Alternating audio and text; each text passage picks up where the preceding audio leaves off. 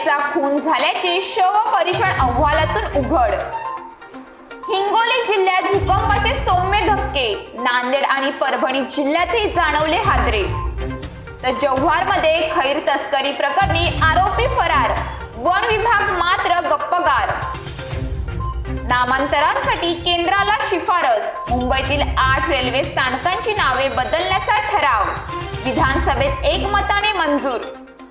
तर उत्तर प्रदेशात भीषण अपघात, दुधाच्या कंटेनरला बसची धडक, 18 प्रवाशांचा मृत्यू. तर भाजप नेतृत्वाचे शिंदेना झुकते माप, महायुतीची धुरा मुख्यमंत्र्यांच्याच खांद्यावर सोपवण्याची शक्यता. युद्धाने प्रश्न सुटत नाहीत, भारत रशिया शिखर परिषदेदरम्यान मोदी यांचे खडे बोल. तर नागपूरमध्ये रीलचं धाडस जीवावर बेतलं, कारवरचं नियंत्रण सुटलं आणि घडलं भयंकर, 2 जणांचा मृत्यू. तर आरक्षणाच्या बैठकीला विरोधकांची दांडी, फडणवीसांचा शरद पवारांवर थेट हल्ला.